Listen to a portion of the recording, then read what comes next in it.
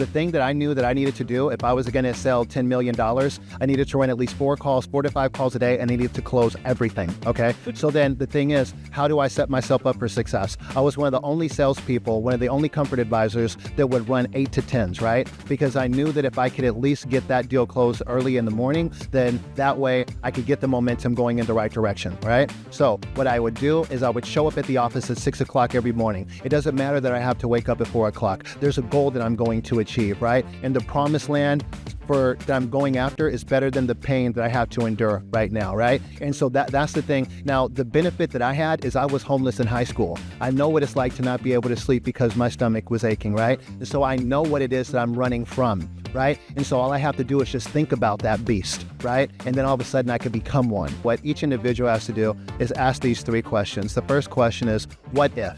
What if I could sell $10 million in a year? What if I can make over $500,000 in a year, right? And then after you say, you know what, that'd be great. You get those feelings. Okay, well, why not? Why not do that? Why not make a lasting impression on our customers and also have a great foundation for my family? Why not do that, right? And so then there's no reason why not. Okay, then what now? Then let's act on it. And so the biggest thing here is just making sure that we are first sold, right? And then once we're sold on the dream, once we're sold on our potential, then it's all a matter of making sure that we manifest it, right? And then after that, now we just put in the process that's necessary to see that through.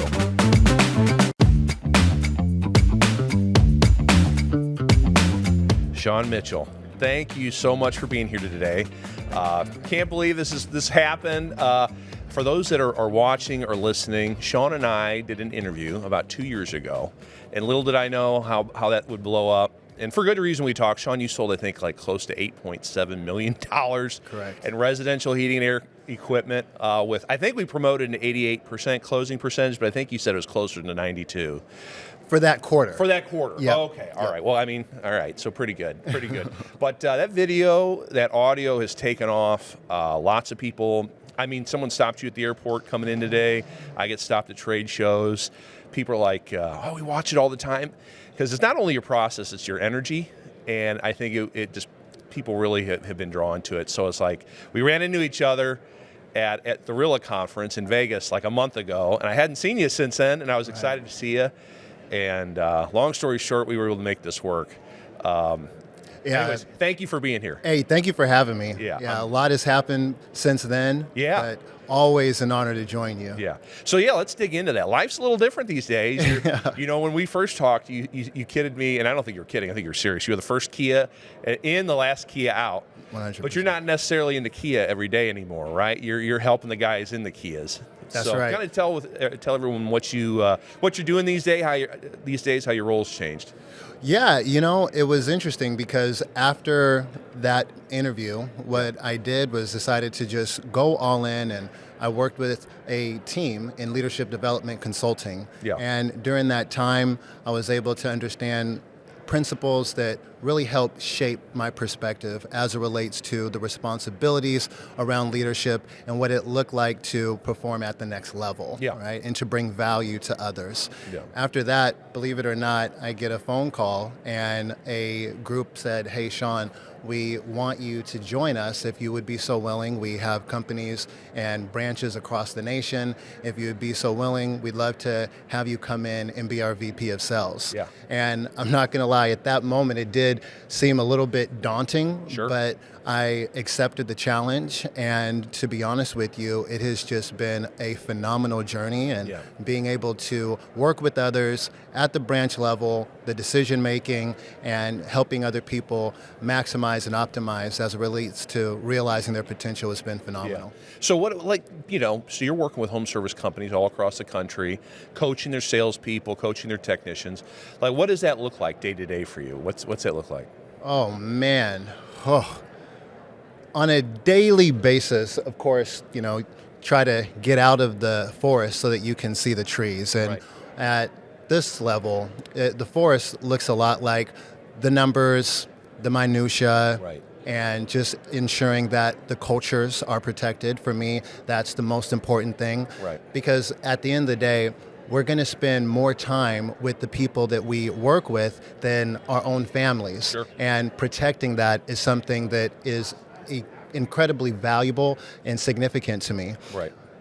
In addition to that, what I'm responsible for when it comes to our company is everything revenue. Sure. And just ensuring that we start at one. And when I say start at one, what I mean is starting with the one, the people that are responsible for building relationships in our community, those that are in their trucks or in their cars, their Kias, whatever it may be every single day, and ensuring that they know that they have a team behind them and that they're equipped with the tools and resources they need to be successful and add as much value as possible. Sure, for sure. I know when we talked before leading up to this, you talked about it was kind of unique because everyone has their own sales model, right? Everyone does something a little differently. So how do you coach to that? If everyone does something a little bit, do you try to streamline it and go, hey, this is what I've done to be successful? Or do you go, okay, I see what you're doing. These are things I would do to augment it or improve it? You know what? That's a great question. One of the things that I focus on is making sure that we understand that we are the expressors of value. Yeah. And many times it's just as simple as making that connection. Yeah. Whether we follow a process that is exactly like certain path, the one that I love the most, or maybe there's some variance. Sure. At the end of the day, it's all about trust, it's all about value, it's all about urgency. Yeah. And finding out where we're able to maximize and optimize the customer's experience given our intention along the way, that's going to be how we win. So at the end of the day, we're still people first. Yeah. And however we express that, it's just ensuring that whatever that process looks like, we have to commit to that process and not skip steps. Right. Yeah, that's a big thing. Can't skip the steps, right? Yeah. Because ultimately things unravel. Yeah.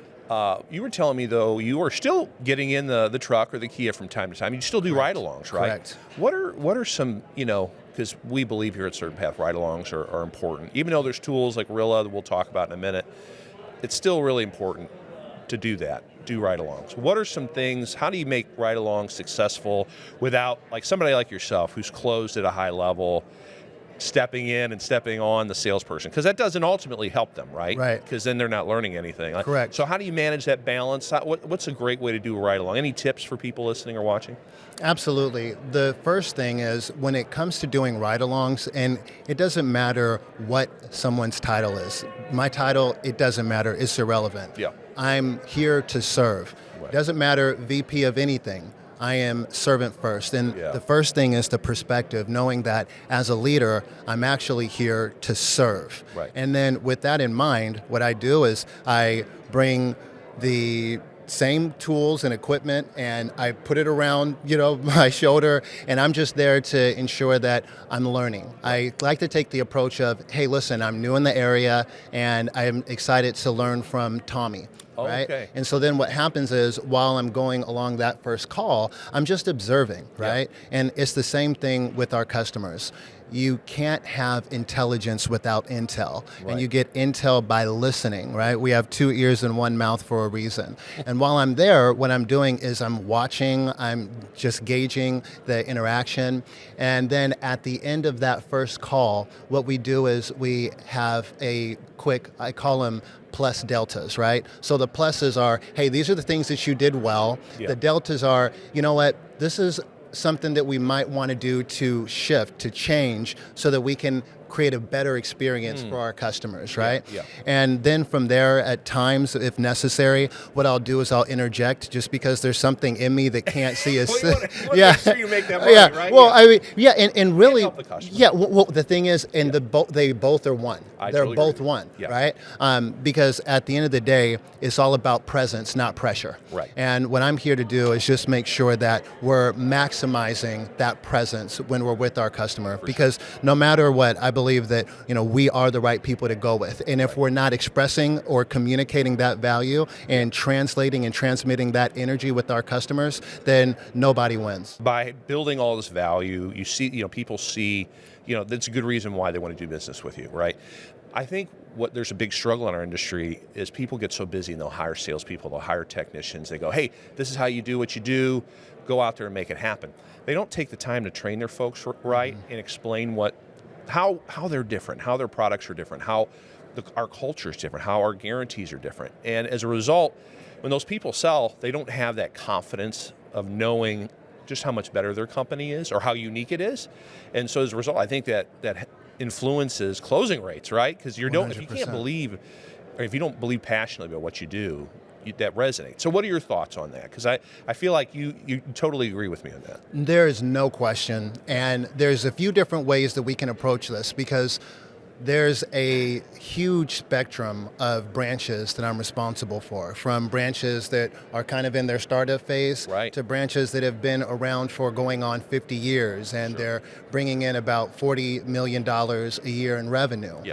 No matter what, it's important to understand that there's 4 C's in value. We'll get into that in a moment, but one of the C's is credibility, and the credibility always comes from the company. A matter of fact, there's all of our customers, they're sizing us up from the very beginning, looking at our ratings, looking at our reviews, and if it weren't for those ratings or reviews, we would have never had the opportunity to go into the home, right? Yep. Now, let's say we're in a startup phase. Well, what I'm going to do, since we don't necessarily have the ratings or reviews to develop that rapport, first thing I'm going to do is I'm going to talk about our owners. I'm going to say something to the effect of, to be honest with you, the reason why I'm so honored to represent XX Heating is because Bob is such a loyal, committed, community-first person. And when I understood his vision and the reason why he wants to serve and the reason why it's important for us to be the difference that we want to see,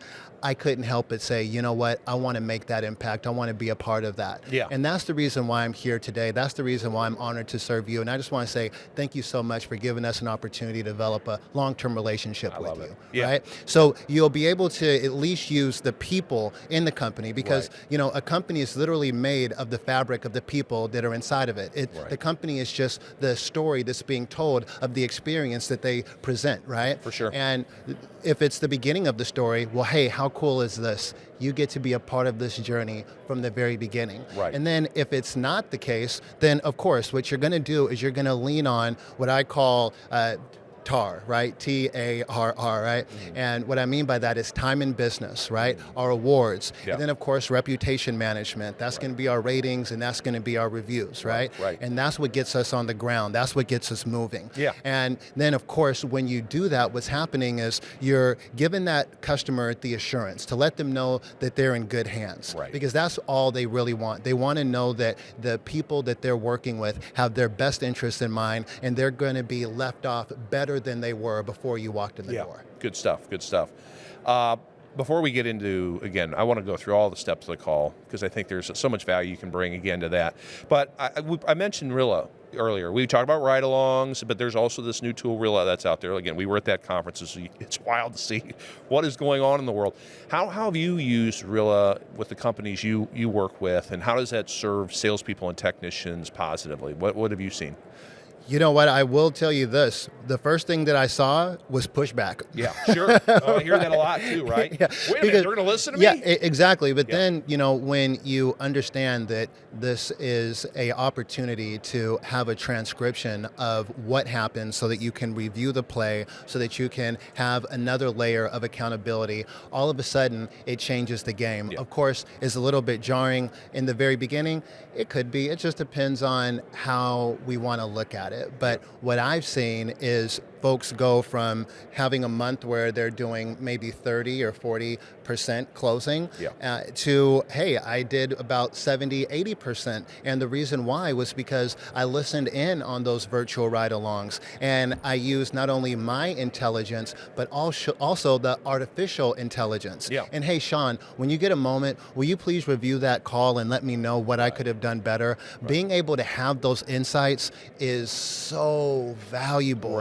is paramount. And the reason why is because I can only be in one place. And I have branches across the nation that are looking for me, that are saying, hey, Sean, we need your attention. And I'm not always able to go in the car, though I do go in the car with technicians, salespeople, it doesn't matter, what have you. Right.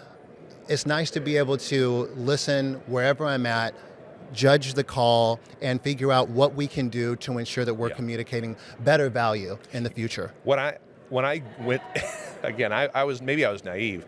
I was naive. I knew what it did generally, but then I went to the conference and understood the product better. It's not just the ability to listen to calls, the data.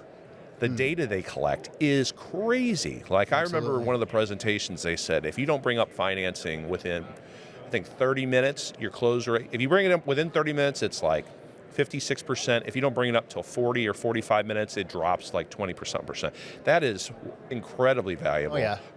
Were you using data like that? I mean, I think there was something.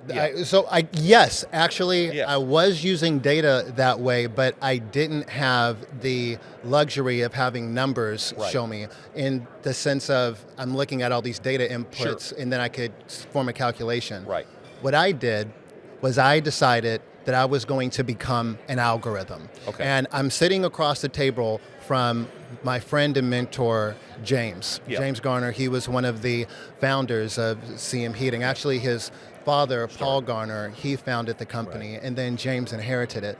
And I let him know in my decision to go from being the business development director to being a salesperson, I said, James, I'm going to turn myself into an algorithm. And just like when you're on Instagram or you're on Facebook and it looks at all of the things that you're engaging on and how long you're engaging and at what point you log off, and it takes that information to give you a better experience. I decided to optimize myself the same exact way, to use discipline to get me in the state where I have a habit, and then that habit has me. Now all of a sudden it's a cakewalk, it's not difficult. What do I mean by that? What I mean by that is I'm noticing, hey, what worked when I was doing the presenting? What caught, and what could I do differently? After I would leave a call, let's say I didn't get a sale, I'd be frustrated because the way that I look at it is every customer is kind of like has a combination. There's a combination of words, there's a combination of nuances that I'm able to provide, whether it's my inflection or it's the way that I engage that's going to unlock that sell. And let's just think about this just for a quick second here. If you ever watch one of those movies and you see someone opening a combination lock? How do they do that? Well, they're just kind of spinning and listen. Boom. That's it. They're listening, right? They're listening, and then they're finding out what clicks. And they do that until the point that they understand exactly what it's going to take to unlock that opportunity. And it's the same way with people. You cannot have intel without, or you can't have intelligence without intel. So the first thing that we're doing is listening. So to answer your question, the reason why bringing up finance in the very beginning, or bringing up these different levers of urgency, we'll get into that in a moment in terms of what value we're bringing in the very beginning is so important, is because, let's just face it, the defenses are down with our customers in the very beginning. They're not trying to figure out how they could protect themselves against your tactics when it comes to closing their business or earning their business. So essentially what it's all about doing is just saying, hey, listen, early and often. Right now, one of the things that we're doing this month is we're actually offering 0% for up to 24 months. And the reason why is just because with interest rates skyrocketing the way that they are, we want to find out what we could do to make our community's lives better as a result of working with us. So the good news is we may have that available, but we'll see what that looks like for you just based on, what's best, right? And so when you bring that up early, now all of a sudden you've planted that seed. And the whole idea here, and the way that I train all my salespeople, is you want to plant the seeds in the very beginning, and then you harvest them at the end. So now this customer is chewing on that, and then at the very end, now you get to bring that up while their guards are not up. But, essentially, that's the best way. You want to bring it up early and often. I love it. You think of sales, as you should, psychologically, right? And you mentioned to me that there's three core, after doing what you've done personally and coaching other people, there was three core things that you've identified that really help determine if someone's going to be successful in the home and closing the sale. What can you share those with everybody? What those three things are? Absolutely. I call it the trifecta. You have trust, Yeah. value, and urgency. Yeah. A matter of fact, I'm going to go as far as to say, not only are you unable to close a deal without performing these three things, Yeah. but you're unable to be a consumer without ensuring that these three things are validated. Right. Trust, value, and urgency. Can I give you an example? Absolutely. Okay, so, and again, if it's a principle, then if it works anywhere, then it has to work everywhere, right? Sure. Okay, so let's say this. Okay, I have this bottle of water. Yeah. Okay, so trust, value, urgency. So, Bob, let's say you're thirsty. Okay, Yeah. You're very thirsty, not quite dehydrated, and you go to a restaurant and they give you this bottle of water. Okay, but the thing is, there's lipstick on it, and you could see that there's stuff just all over, and it's like, what the heck is this, right? Yeah. But the water is pure, and you're super thirsty. Are you going to drink it? Probably not, Right. Yeah. And why? because I don't trust it. Exactly. You don't trust the vessel Unless that it's it's coming dying. in, Yeah, right? for sure. Exactly. Yeah. And in the same way, how are we showing up? Are we showing up in a way that our customers trust us? That's correct. Right? Yeah. Are we showing up in a way that's clean, right? Yeah. Are we articulating ourselves in a way that's confident, you know? Because if we aren't the vessel that is going to be ideal, then people are not going to want to receive our ideas. Right? And so that's the first part. It's trust. And let me interject real quick. I remember when we talked, you said even when you go to the home and we wear a coat, you make sure to wear a coat that's slim fit. You don't want some bulky to make it feel like you're hiding something or going to steal. I just thought you're very intentional in how you look. I thought that was unique. Yes. Absolutely. Yeah. Yeah. I mean, one of the things that is very clear is we make decisions based on how we feel, and that has to do with our subconscious mind. Right? And the only chance that we're going to get out of first impression is one. You're only going to get one chance at a first impression. And I'm not saying I like it, but I do understand that this is the case. Yeah. People are going to make a judgment of you the moment that you walk in the door, the moment that they hear your voice. And based on that judgment, what they're going to do is they're going to move forward with confirmation bias from the rest of the way, right? Sure, and so what you need to do is make sure that you set yourself up for success, understanding that. Yeah. And that's why trust is so important, because if they don't trust you, then they're not going to want to receive from you, right? For sure. And so now the next part then is going to be the value, right? So let's go back to that analogy. Absolutely. So you go to the same restaurant, you have a clean glass, right? But let's say you're like me. Let's say you're lactose intolerant, okay? And you have milk in this clean glass. You're still super thirsty. Are you going to drink it? I'm not. Exactly, right? You're not going to drink it because you don't value what's inside of it, right? And so if we aren't building value, then it doesn't matter how much they trust us. It doesn't matter how urgent or desperate they are. If they don't value what it is that we're offering, then they're not going to make a decision. And that's why it's so important to listen. That's why it's so important to empathize. That's why it's so important to ask the right questions. As a matter of fact, I've impressed more customers by the questions that I've asked than the insights I was able to give, right? And so more on that in a moment. so that's the next part. Okay, and remember, I said you can't even consume without these three. So now here's the final one. Urgency. Let's say I have this beautiful crystal glass. Oh my gosh, I just want to put my lips all over it, right? And then you have the water just straight from heaven, but you just had a competition to see who could drink the most water, and you're about to just freaking upchuck, right?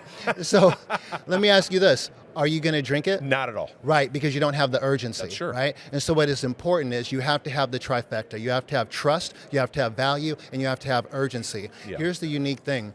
I shared this information with Rilla, right? And the reason why I'm bringing this up, Bob, is because when you have, so I hold sales trainings across the nation, and when I have everyone on, the thing is there's a spectrum. There's some people that are new to sales. Maybe they're not new to sales, but they're new to the business. There's some folks that are super experienced in the business and super experienced in sales. I need to deliver a message in 35 to 45 minutes that's going to reach everyone. And the best way to do this is by utilizing principles, right? And so that's why when we talk about trust, we talk about value, we talk about urgency. These are the pillars that make all the difference. I love it. I love it. A lot of that is the psychology, and that is obviously a huge part of your success. At the same time, and we talked about a sales process earlier, and everyone has their different. But a lot of people watch this and listen to this are smaller contractors that maybe they've never done training. They just said, "Hey, I'm tired of my boss. I think I can do it on my own." They don't have a sales process. Or maybe they weren't trained by someone that has a good one. Talk about how important it is to have a sales process and maybe to learn from others and to have something to guide all that great psychology, right? All the right words. It doesn't matter if you don't know certain steps or if you rush through the house, right? So maybe just share your thoughts on the sales process, how important it is to have something. Absolutely. Can I give you an example Please. first? Yeah. Okay. I'm working with an engineer, okay? This engineer he works for Boeing, and he tells me everything that he wants. As a matter of fact, he even goes as far as to say, this is how this is going to work. You're going to take a look at my furnace, okay? And then you're going to come back with the price, and then this is what's going to happen afterwards. This is exactly what I'm looking for. You got it. This is what's going to happen, Sean. Yeah. And so then I said, okay, perfect. You know what? I just want to say I appreciate that, and I love your insights, and I'm honestly more excited, than you are to make sure that we get the best solution. Is it okay if I just kind of give you a little bit of lay of the land here in terms of, how I plan to serve you the best? Yeah. Yeah, sure. What does that look like? Okay, well, just for starters, what we'll do is we're going to start out with some of the expectations that you should have from us. Following that, I'm excited to hear a little bit more about your expectations. And what I mean by that is just simply where you are right now in terms of comfort, and then, of course, where you'd like to be. So then that way together, we could build a solution that's going to effectively bridge the gap. And as you're probably well familiar with, one of the biggest issues that's faced nationwide when it comes to the installation of new equipment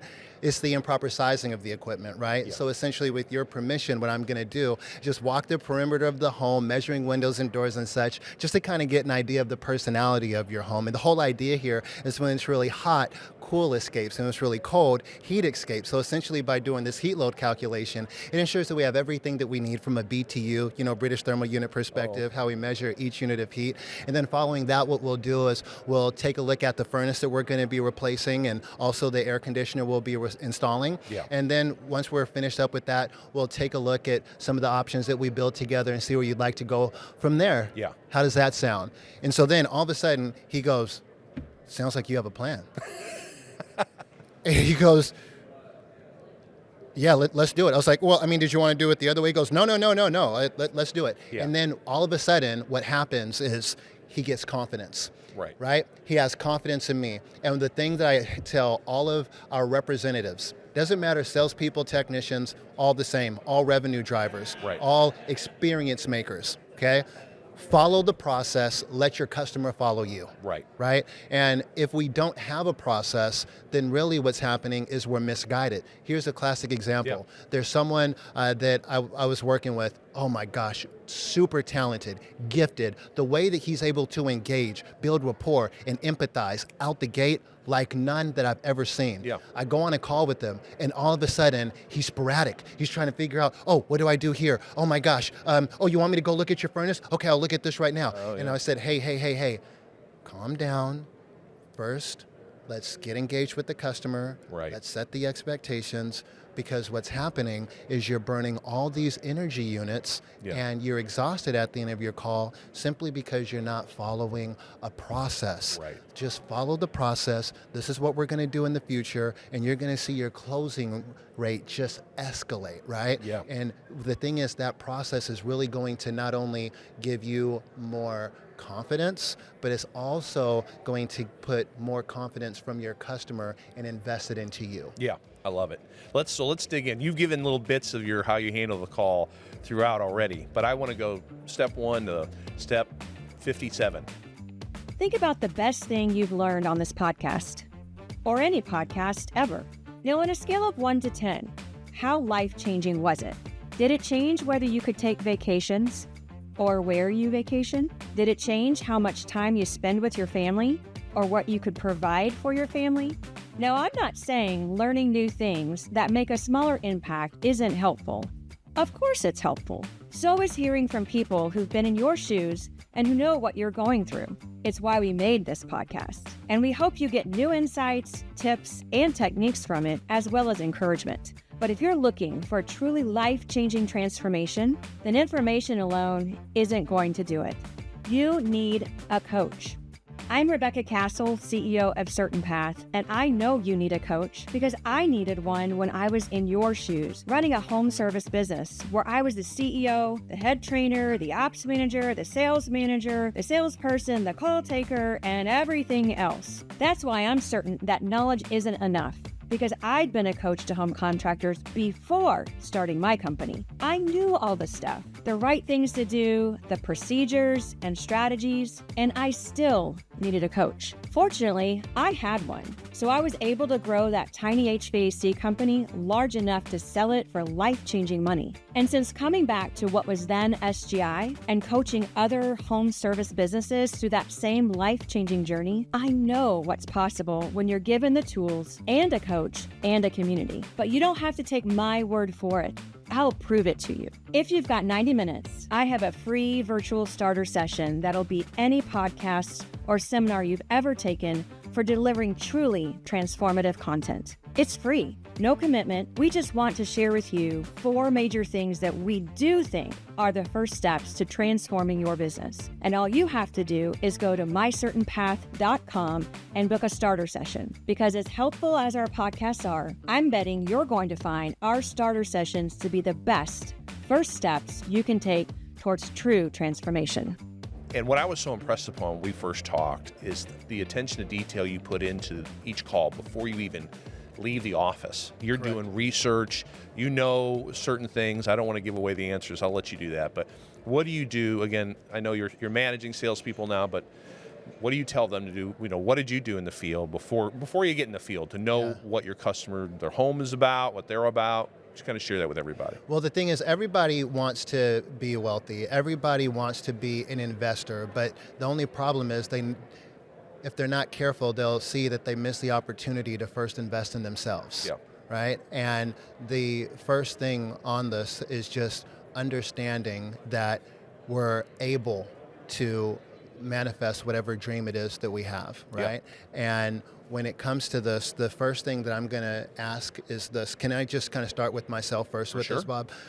The first thing that we do whenever we go in to work with a customer, or we go to, I guess you could say, get the result that we're looking for, is we have to first be sold ourselves. Yeah. And I'm just going to hit it from the very rudimentary ground level. If we want to be successful in any area, we have to first sell ourselves, right? Not the customer. Right. And so the first question that we have to ask is this: what if? So for me, the question, and I haven't really shared this with many people, but I actually fell short in 2022. I fell short when I sold 8.7 million because my true goal was 10 million. Okay. Now, I oftentimes look back and I ask, how could I have done better? Yeah. And the answer is, I shouldn't have taken a month and a half off. Right? But, you know, the thing is, what our teams have to do, what each individual has to do, is ask these 3 questions. The first question is, what if?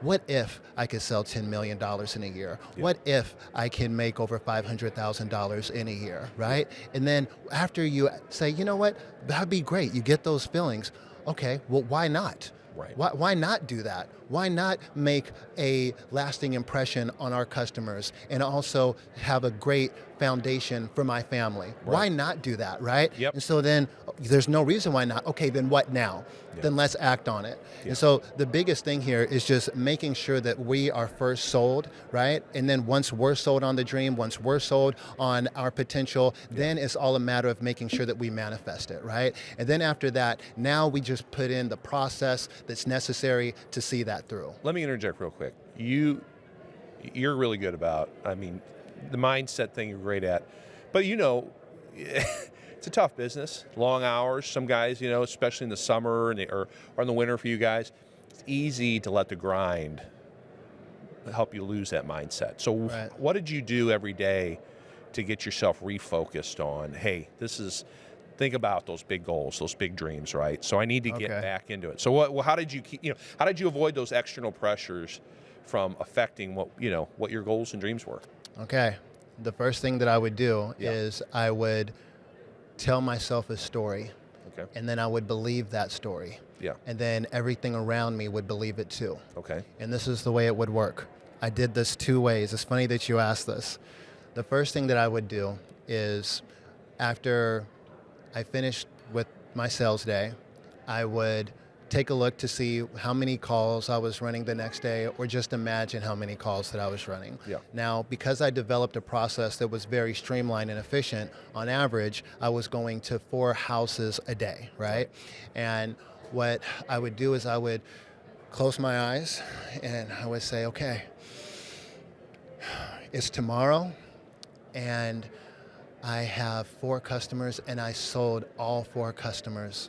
It's the end of the day and I sold all 4 customers and I averaged $20,000 per sale, and I brought $80,000 to our company and $80,000 worth of value to our community. It feels good. Yeah. Oh, what am I doing to celebrate? Okay, what I did to celebrate is I went out and I got sushi, but I didn't get the spicy sushi because I know that I'm gonna have to go to work the next day. Right? Yeah. And so now, okay, perfect. I know it. So instead of just looking at what happened yesterday and saying this is the reality, I would imagine what happened tomorrow and I would make it a reality, right? Yeah. And so now I have full expectation that that's going to happen. I've already lived it. I'm already thinking about the sushi that I'm going to order before I even have breakfast, right? Right. No, like this is literally what I did, right? Yeah. Every single time. Now, here's the other thing, and a lot of people don't realize this. There was I'm embarrassed to say this. There was never a point that I was excited to knock on anybody's door. Really? To be honest with you, I dreaded it every single time. Yeah. I never liked knocking on anybody's door. Yeah. And one of the things that I would do is I would show up early to the house sometimes just to kind of give myself a pep talk. And what I would also do is I would tell myself this very thing. Remember, it's all about telling stories, right? Sure. We're always telling ourselves stories, right? Yeah. So why don't I tell myself the story that's going to have a good ending, right? The one that's desirable. If we're going to tell ourselves a story, then why don't I tell myself a story that's going to be ideal for my life, right? Right. So here's the story that I would tell myself. I would always listen to the call, and Right. we're going to go into like how I got things set up, but the Yeah. first thing I wanted to do is just talk about how to get myself set up and how I'm telling my teams to get things set up from a mind perspective, For sure. right? Yep. Mentality perspective. Yep. Because again, we can't sell anyone if we're not first sold, Right. And it happens between our ears. So then the thing that I would do every single time, and this was one of my secrets, and I told one of my friends when I was training them, I said, hey, listen, if you do this, you're going to win. Yeah. Here it goes. Yeah. You're in the car, and I'm going to see Mrs. Roberts. And I say, okay, I'm leaving Mrs. Roberts' house, and I just provided so much value to her that I was able to earn her business. Oh man, that's great. How did you earn Mrs. Roberts' business? I earned her business because the moment that I walked in the door, I smiled. When we sat down, I listened. She had a dog. I engaged the dog even though I'm allergic to dogs. And I petted, and I never seemed like the dog was a nuisance to me. All of a sudden, her walls came tumbling down, and she understood that I was there for her.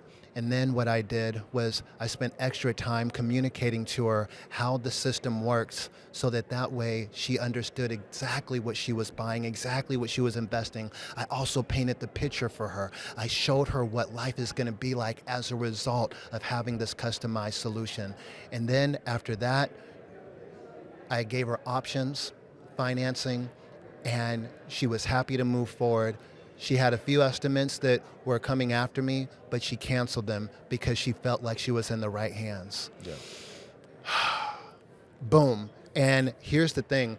I've had so many customers that would tell me, oh, I'm not going to buy anything today. Oh, I'm not going to buy anything. And I would say to myself, yes, you are, right? Because Yeah. one of the two of us are going to convince the other person, right? Right. Either you're going to convince me that you're not buying, Yeah. or I'm going to provide so much value to you that you can't help but buy. Yeah, I love it.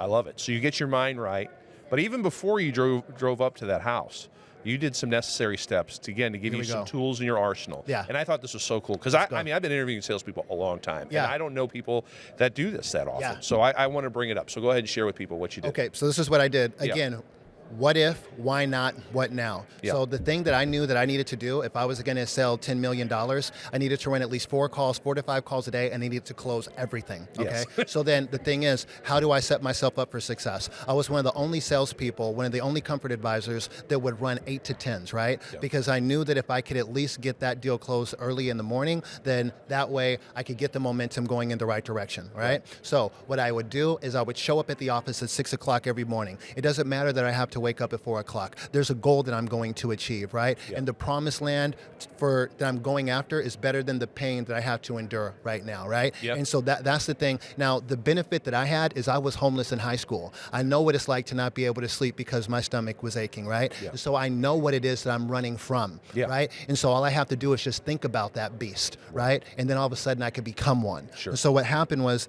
I ended up going to the office, and I would look at the calls that I'm going to be running running that day. And then what I do is I simply go.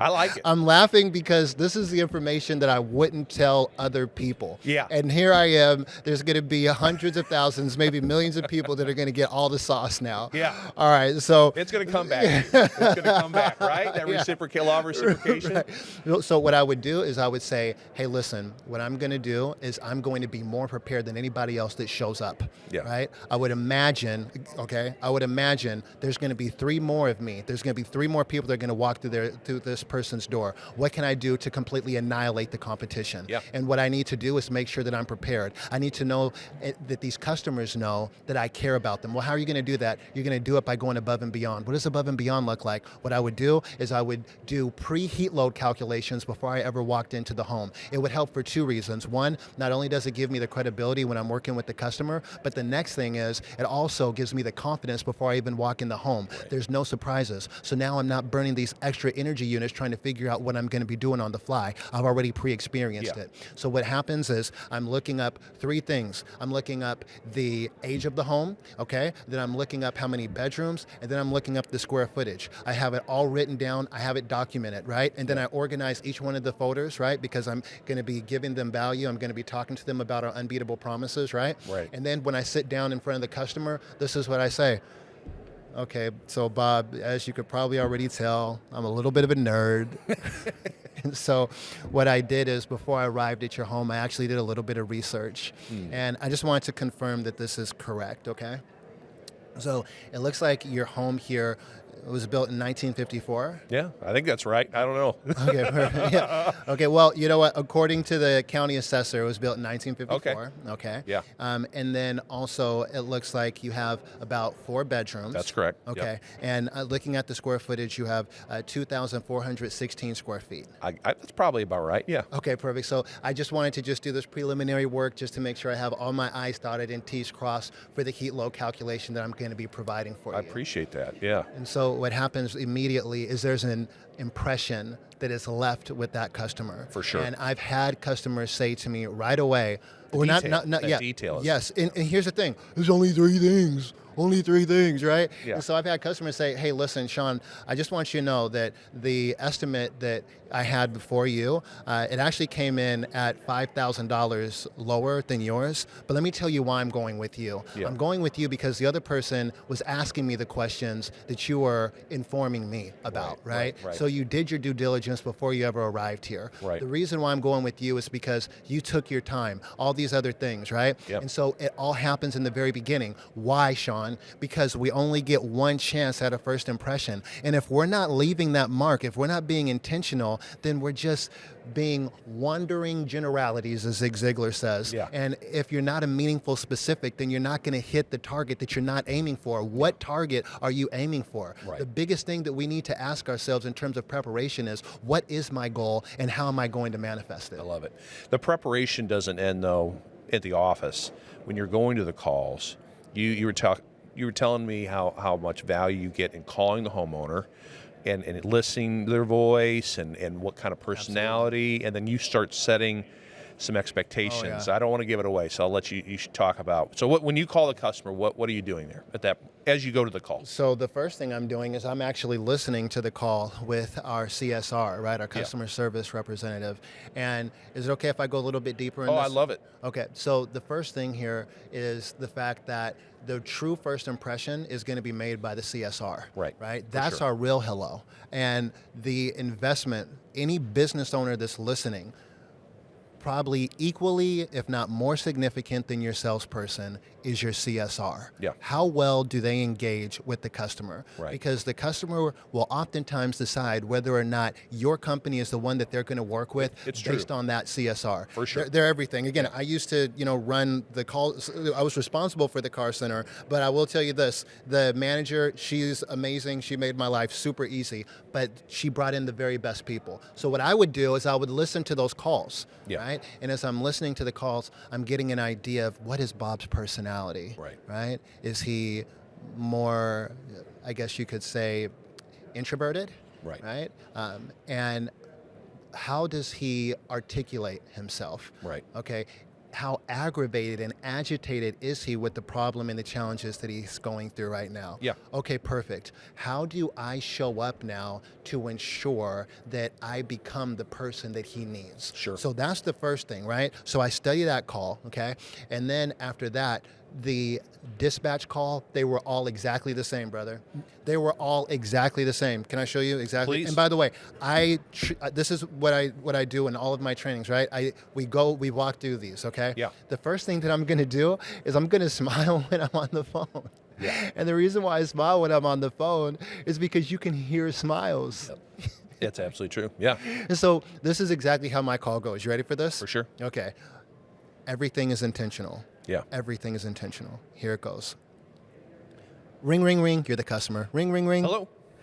Hi, is this Bob? This is he. Hey, Bob. This is Sean with CM Heating. How are you? I'm good, Sean. How are you doing? Good. Hey, Bob, I just want to let you know that I am actually en route heading your way in your 3 to 5 arrival window. Oh, okay, great. Okay, perfect. And I just wanted to let you know that I should be there in no more than about 25 minutes. Oh, okay. We're waiting for you. Okay, see you soon. All right, thanks so much. Bye.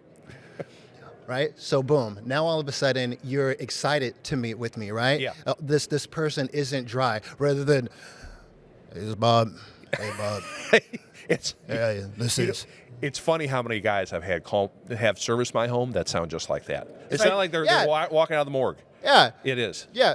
Before you walk in, I'm like, hey, you need to walk out. Like, please, I don't want you in my house. Like, I don't need you to bring this morbid, decrepit energy, This isn't Tales from the Crypt out here, right? Right. So the reason why I would do that is because I wanted to make sure that I made that first impression, right? Yeah. I'm taking the responsibility there, right? I'm excited to meet this customer. This customer is investing their time so that I can serve them. I take that seriously. Yeah. Maybe they haven't invested money yet, but the more valuable resource here is time. For sure. I'm going to make sure that they have I leave an impression with my expression that's going to lead them to desire what it's going to be like when I finally meet Sean. I almost panicked. I had a customer where I did that, and I walk in the house, and she goes, oh, hey, Sean, at first it was going to be both my husband and I, but after I heard your voice, I said, you know what, honey, you could leave. And I'm like, what the heck? What did I do? What did I do? And she saw the kind of, panic in my face. I didn't try to, but I'm just a very expressive person. Yeah. And she goes, oh, and just so you know, I'm the decision maker. He's going to be fine with whatever. And you literally, she affluent neighborhood and all that stuff. Yeah. And so again, that first impression is everything, right? I love that. Yeah. Any other clues when you're talking to them on the phone, you're driving over? I mean, is there any other things you'll ask? Is there other people that need to be? I mean, is there a mother-in-law around? I'm sure you've seen all sorts of crazy situations. Is there any other intel you're trying to get in that call? That's a very good question. Yeah. What I actually do is I read in the pauses. So remember when I said, hey, is this Bob? Yep, this is Bob. Hey, Bob, this is Sean with CM Heating. How are you? Yeah. The way you answer that is very important to me. Sure. If you go, oh, hey, Sean, I'm doing well, right? Yeah. Well, then I know, okay, perfect. This person is impressionable. This person is also in good spirits. So this is a good recipe to have an outcome that's desired for both of us, right? But if I say that and you're like, hey, Sean, how are you? And I'm like, okay, cool. So this person is either not too eager for this meeting, or I'm going to have to really do a little bit of massaging with the way that I go about this situation to ensure that I leave the impression and I provide the value, Right. And so that's what I'm doing. I'm reading in between the lines there, right? Yeah. And then all the way to, okay, well, I will see you soon, bye, right? Right. And so then what I'm doing is I'm reading what they do after that. Or do they say, okay, Sean, nice seeing you. Oh okay. Bye, right? Now I know, okay, this person's really excited. They were barely able to hang up the phone, right? Right. And so this is information that I'm reading through, right, along the way. Okay, good stuff. All right, you get to the home, you walk up, do the knock, they get you in, and of course, like you said, you had that engineer's customer that's like, I'm going to map everything out for you, but you do a great job of taking control of the call right away, right? So how do you avoid? I mean, because it's all about, you want them to sit down with you, right? Correct. So how do you guide people with those strong personalities, or people that want to say, hey, I'm in charge? How do you get them to go, hey, can we sit down and go through this? Perfect. I train all of our consultants, all of our comfort advisors and techs the same thing. Mm-hmm. Well, it's a different process with the technicians, but as it relates to comfort advisors, I train them in a way where they're expecting the resistance, Okay. right? Yeah. Always expect the resistance. And let's just walk through that right now, and I'll show you exactly what Please, I do, yeah. okay? So I open up the door, right? First thing you're going to say is, hey, the garage is right over there, right? And that's what they're thinking. Why? Because you have all these other chucks in a truck that are going in, and they're just looking at the furnace. They develop this beautiful relationship with the furnace, and they don't realize that the furnace is not going to bring any cash. It's not an ATM machine, It's true. right? It's true. Right? It's the person, right? You need to be personable, right? Right. So what happens is this. Hey, Bob, Sean with HH Heating. How are you, right? I'm at the door, right? And so Yeah. you say, oh, the furnace is in the garage, right? Right. All right. Okay, so by the way, so thank you so much for that. So before we do the data calculation and all that, we just have some guarantees and assurances, some top-level peace of mind things just to share with you real quick. As we go through that, do you have potentially maybe a home base that we can circle up at really quick? Okay. And then they go, home base? Yeah, like a kitchen table or something? Oh, yeah, come in. Yeah. Okay, perfect. Let me put on my footies really quick. Just Right. want to protect your home. Right. Right? What happens if a guy's like, I got a call, or I'm in the middle of something, or I'm sure you face that, right? Someone yeah. has an excuse. Oh, yeah, for so sure. how do you navigate that? So the one thing that I just want to let you know is that every home is different, right? Yeah. And the things that you're experiencing in your home are going to be different from anyone else's. And I wouldn't want to diminish your experience by not providing you with the value. So why don't we just reset so that way what I could do is just come back when you have time, because of course your furnace is going to tell me one thing, but your experience is going to tell me everything that I need to know. Right. So do you want me to come back in the next 2 hours, or do you want to just reset it all together? Right. And then all of a sudden they understand that my intention is them. Right. And plus they value their time probably. They're like, well, wait a minute, I got you here. Let me wrap up the call or whatever, right? Exactly. Yeah. So you're taking control of that call right there. 100%. And then what I love, you have, and you outlined this earlier, but I kind of want to, again, in the sake of the flow of the call, you share with them. You have you plant the seed about the improper install, right? You say, maybe walk everyone through what your expectations are. So once you sit down, what you say to the homeowner, just to let them know the experience they're going to have today with you. Yeah, so the very first thing that I do is I just let them know is, hey, you know what, is it okay if I do that again for you? Yeah, please. So the first thing that we're going to do is just kind of talk about the expectations that you should have from us. Yeah. Following that, I'm excited to hear a little bit more about your expectations. Yeah. What I mean by that is simply where you are right now in terms of comfort, then of course where you'd like to be.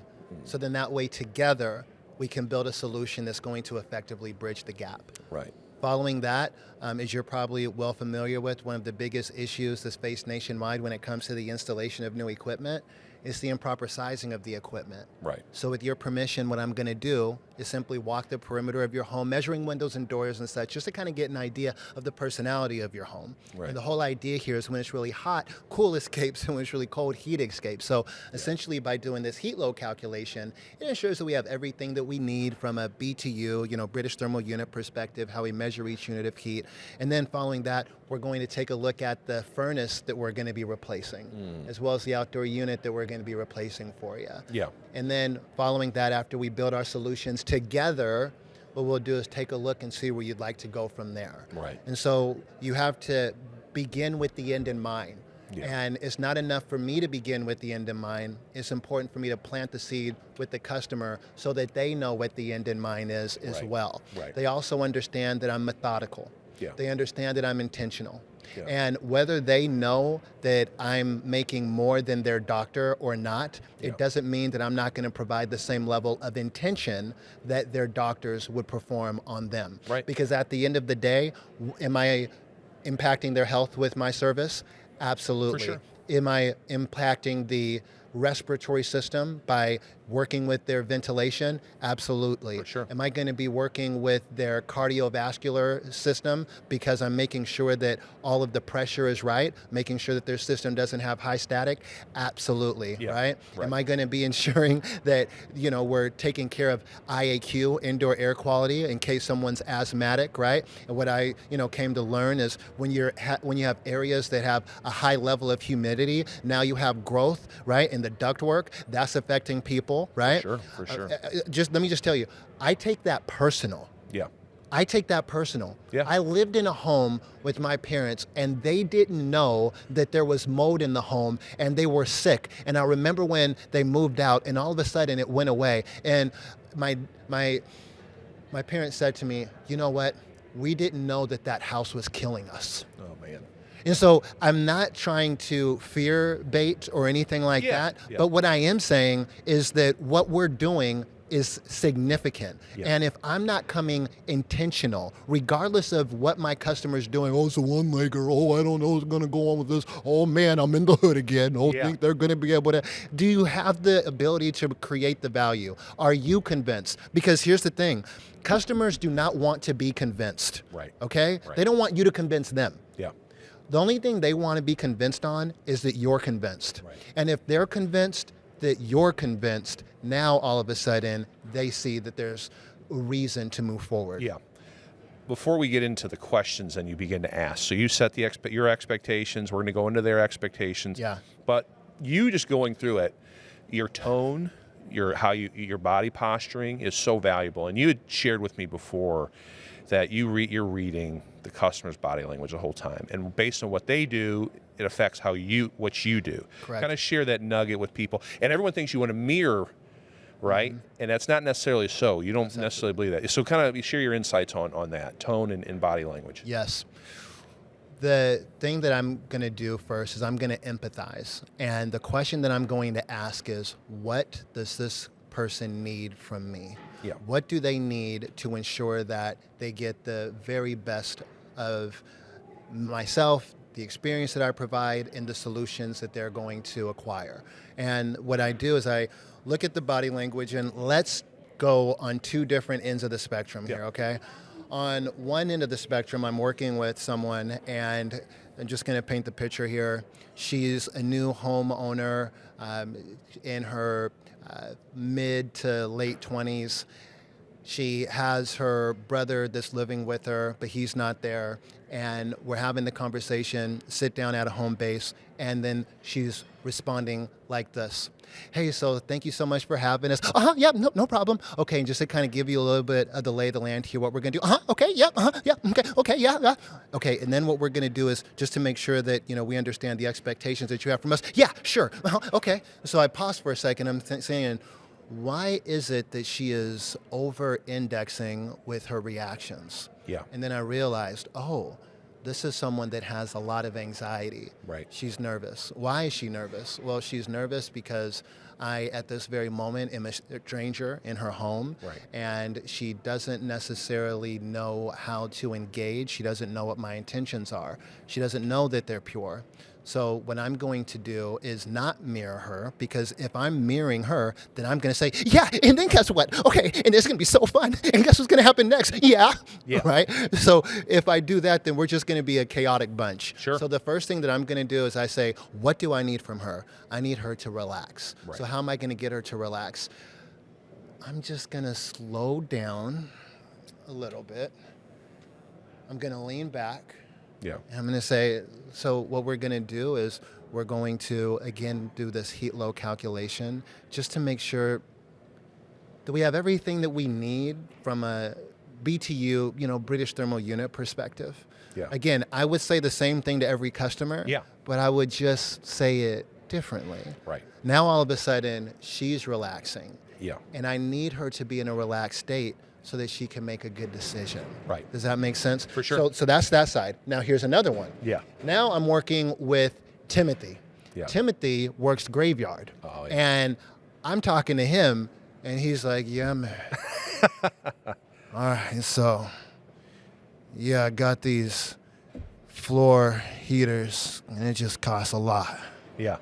And so I was thinking about a ductless system. You want some coffee, man? Yeah. Right? So when I'm talking to him, I need to be way more theatric. I'm going to talk to him like I am a kindergarten teacher reading a storybook to my audience. Yeah. And I'm going to say, yeah, so that sounds good. But just to let you know, what we're going to do is we're going to start out with some of the expectations that you should have from us. Why? Because I want to make sure that I keep his attention. Yeah. He's going to need to be alert and in tune so he understands that today is the day to make the decision, right? Right. I have him right now. I need to be his caffeine, but I'm going to be doing it in a way that's not just overreactive, right? Not in a way that is, I guess you could say,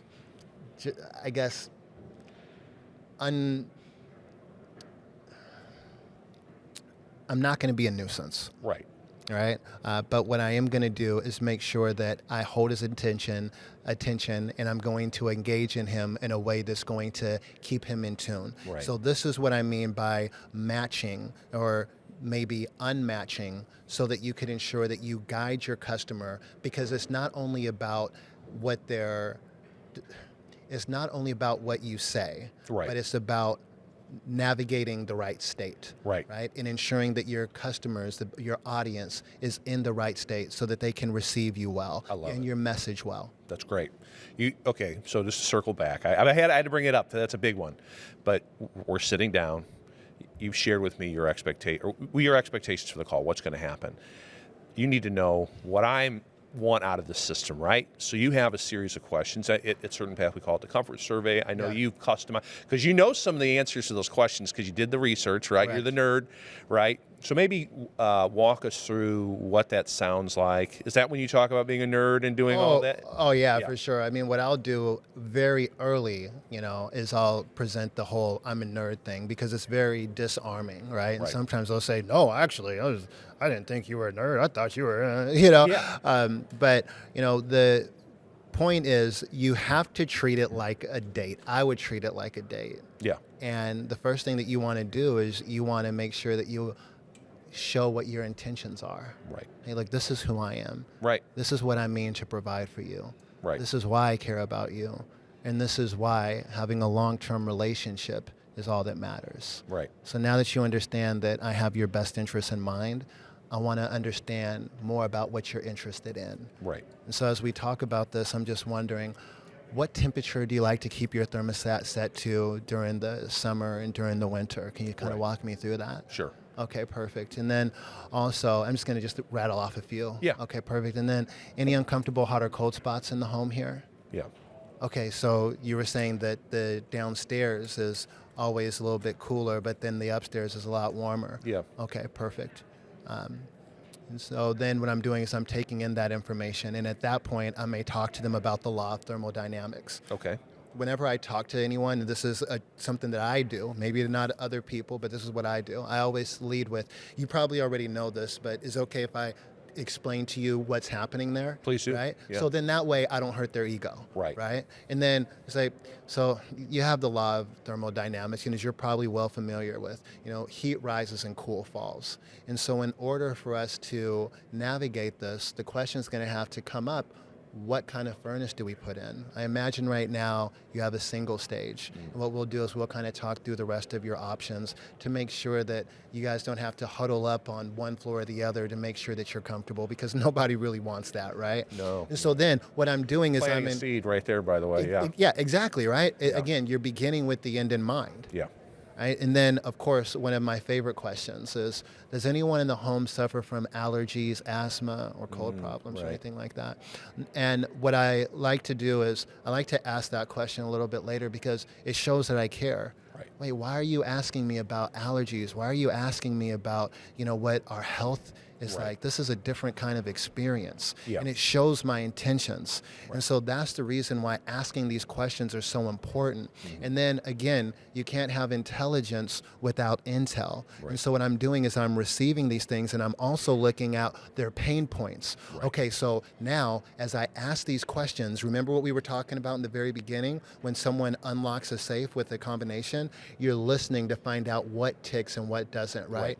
And so then what I'm saying is, okay, these right here are the hot buttons. Yeah. And when it comes to the close, I know exactly what to bring up and I know exactly what not to bring up. Right. Right? For so sure. that way we're able to get the best ending for everybody. The one thing you didn't talk about, but I think it's maybe the biggest thing, is the financing. You price anchor at this point, correct?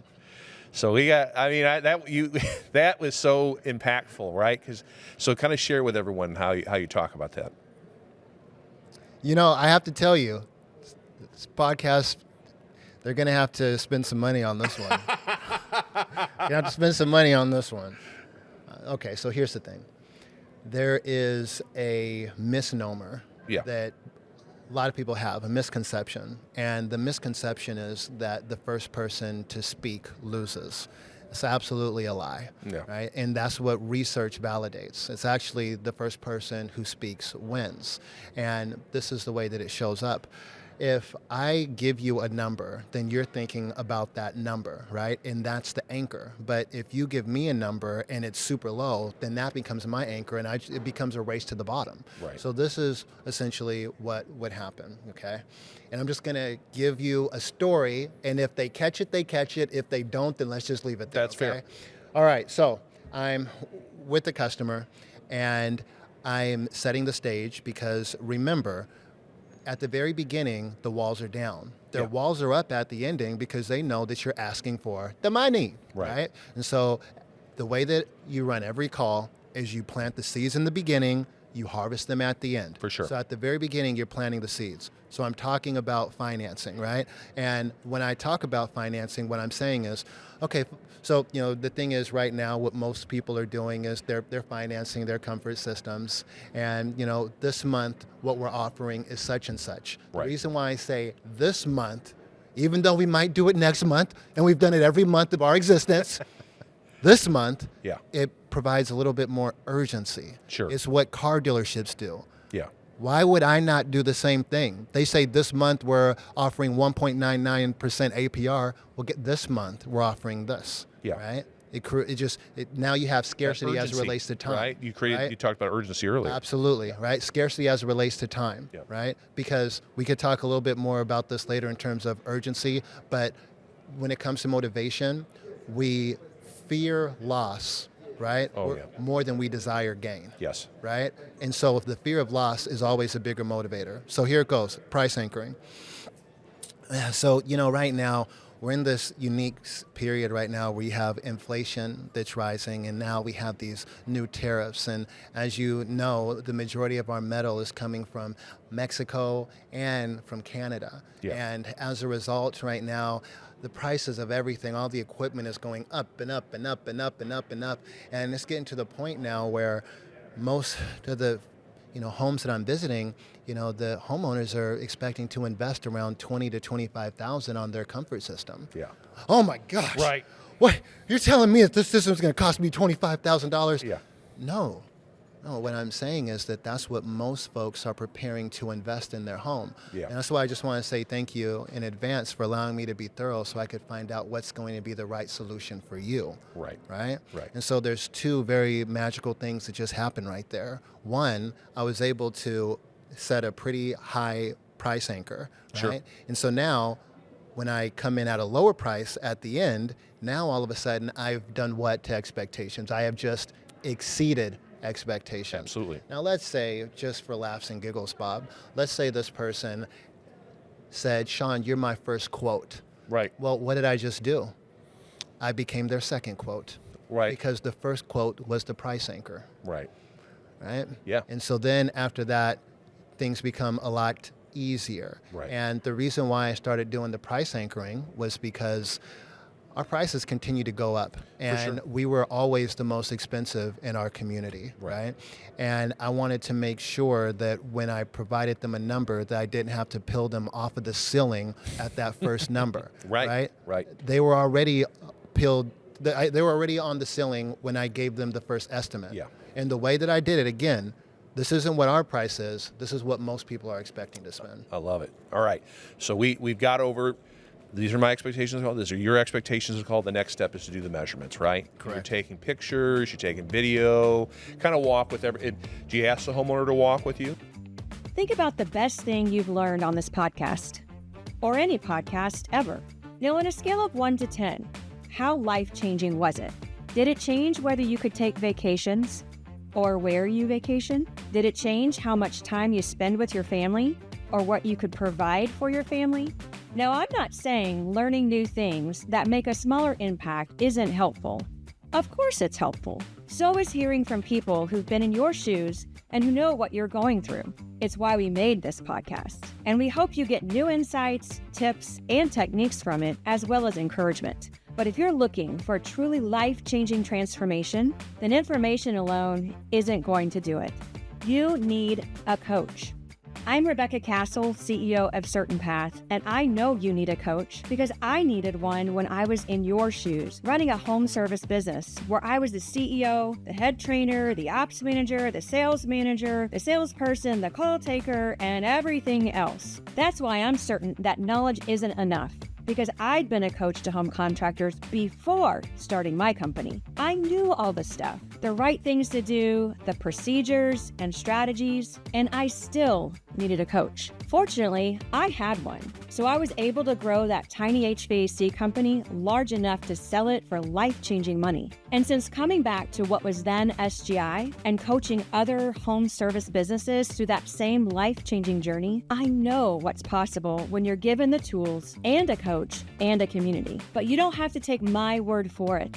I'll prove it to you. If you've got 90 minutes, I have a free virtual starter session that'll beat any podcast or seminar you've ever taken for delivering truly transformative content. It's free, no commitment. We just want to share with you 4 major things that we do think are the first steps to transforming your business. And all you have to do is go to mycertainpath.com and book a starter session. Because as helpful as our podcasts are, I'm betting you're going to find our starter sessions to be the best first steps you can take towards true transformation. Absolutely. Okay, so here's the thing. Yeah. Sometimes we refer to these people as shoulder surfers. And, I hear technicians or comfort advisors saying, they were all over me. They were shoulder surfing and it sucked. I'm like, are you kidding me? No. Like, you want them there. Yeah. Because now they could see everything that you're doing. Right. Now they could see the way that you're being intentional. They can see if you're like me and you have the camera out and you're saying, okay, so here we are. What we're looking at right now is a downflow, 90% efficient, high efficiency furnace. And what we're looking at doing is we're looking at replacing this by doing such and such and so on, right? Yep. And so they're seeing that engagement. Right. They're seeing me call support to say, hey, listen, I am just wondering, it looks like we're going to have to reshift the return air duct. What are your thoughts on this? So now they're seeing that teamwork. Yep. There's value that's being built along the way. Right. And then here's the other thing that I get to do, if nothing else. I get to build rapport. Now Right. we're talking about our families, right? Now we're talking about what we like to do when we're not at work, right? And all those other different nuances. And by the way, that's a whole session in and of itself, how to deal with the nuances. There's an Right. art to everything, I was right? going to say, there's a lot of ways you can take yes, that conversation. Yes, but you want your customer there. And the way that I would think about it is I am on stage. Whether I like it or not, I'm on stage, right? Sure. And so all I need to do every single time is just show up as my best self, Yeah. right? And how do you show up as your best self? You know what? You're going to optimize every single opportunity. Right. And here's the other thing. Yeah. The easiest way to build rapport is to find common ground, right? Right. Here's the thing.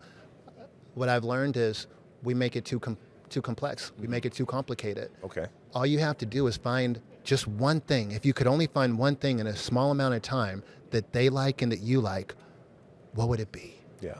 Well, here it is. It's very simple. You don't have to worry about pretending like you like a certain kind of sport and all that kind of stuff. All you have to do is like them. Right. And if you like them and you're interested in them, Yeah. well, guess what?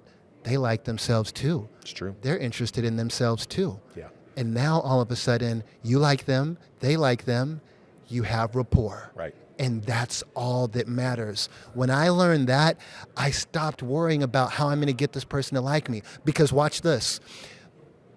The mistake is trying to be interesting. How can I make myself more interesting and dynamic and artful so that this person likes me and they engage? No, no, no, no, no, sir. Sure. No, ma'am. Yeah. You don't need to be interesting. Right. All you need to do is be interested. Right. And if you're interested, now all of a sudden they're going to receive you better. Can I give you one example of Please. something that I'm in college, okay? And the mayor shows up to a event, okay? And the mayor, what I didn't realize is when someone like the mayor or the governor shows up, there's a lot of people that are dressed like they're a part of the event, but they have nothing to do with the event, Okay. right? Yeah. So all these people are trying to get this guy's attention, and he comes over to me like, hey, this is Sean Mitchell. You know, they were introducing me for some reason. And I said to the mayor, I said, hey, mayor, I just wanted to ask you, what is it that you love the most about what you do? And he goes, wow, what a fantastic question. And he goes on this rant, and then he walks away, makes a signal to someone, they come up to me and they hand me his card. And they said, it looks like the mayor took a serious liking to you. If you ever find yourself interested in doing anything in the government or politics, please give us a call. I didn't say anything about myself. No. I asked him a question. Right. Right? And that's what we have to understand. It's not about being a big talker. Right. It's about being the best listener. I was going to say, I think you and I talked about this earlier. People rarely get to talk about themselves because everyone's trying to talk over each other. That's all social media is how awesome am I, right? So if someone actually takes an interest in you, you naturally, the endorphins start flowing, right? And all of a sudden you're feeling better. So I think it's a brilliant observation. And I would ask myself this question. This is how I would shift myself, because you get that anxiety. Oh my gosh, what do I do? What do I do? Yeah. I would say this one question, okay? What is it about Bob that I like so much? Yeah. What is it, right? And then when you ask yourself the question, your subconscious mind is going to find the answers. That's going to come up and you're going to act on it. Yeah. So instead of asking, what can I do to be more interesting? What can I do to get this person to like me? Right. Wrong question. Don't be selfish. It's not about you. It's about the customer. What you have to ask is, what is it that I like about this customer so much? And then that's going to be how you respond. All right, so you've been talking to the customer, you've been measuring the home. Obviously, the next step is to build those options out and talk about what they're going to invest in today. All sorts of people do all sorts of different things, and I like that you're very intentional in what you do, and you don't have it preset. Can you share with everyone how you build your options and your whole system around it? Absolutely. I love Chipotle.